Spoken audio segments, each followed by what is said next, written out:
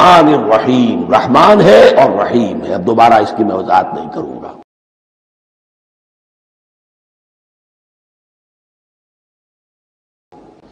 مالک یوم الدین، یوم دین کا مختار مطلق ہے۔ دین عربی زبان میں کہتے ہیں بدلے کو، دناہم کما دانو کما تدینو تدانو، یہ کہاوت ہے۔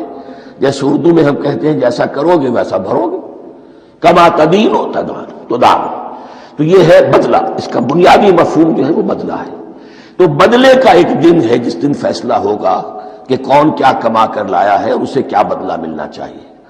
آیا اس کا برائیوں کا پلڑا بھاری ہے کہ اسے سزا ملنی چاہیے، یا اس کی حسنات اور نیکیوں کا پلڑا بھاری ہے کہ اسے جزا ملنی چاہیے، اس کا انعام اور اکرام کے ساتھ معاملہ کیا جانا چاہیے۔ وہ ایک دن ہے، اسے ہم یوم القیامہ کہتے ہیں۔ اور لیکن اصل بات جو یہاں کہی گئی، یعنی ایک جملے میں تین باتوں کا اعتراف ہو رہا ہے۔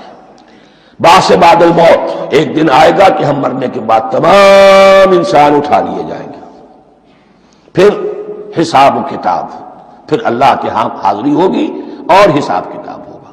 اور تیسرا یہ کہ اس حساب کتاب کے دن کا مختار مطلق اللہ ہے، یعنی کسی اور کو اپنے ذہن میں سہارا بنا کر آپ زندگی گزاریں کہ وہ مجھے چھڑا لے گا، یا وہ ہستی جو ہے اتنی زوردار ہے کہ وہ مجھے بچا لے گی، اس سے اپنے دل کو، اپنے ذہن کو بالکل پاک کر لیجئے۔ مالک یوم الدین، ایک دوسری جگہ پر قرآن میں آیا ہے، اس روز کوئی پکارنے والا پکارے گا لمن الملک اليوم للہ الواحد القہار، آج کے دن کس کا اختیار مطلق ہے؟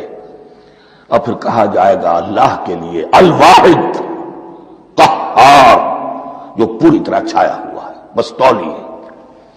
تو مالک یوم الدین، جو جزا و سزا کے دن کا مالک ہے۔ اب یہاں سے کلام ایک رخ بدل رہا ہے۔ ابھی تک تو یہ غائبانہ انداز میں کلام ہو رہا ہے، اللہ سے خطاب نہیں آیا اس میں ابھی۔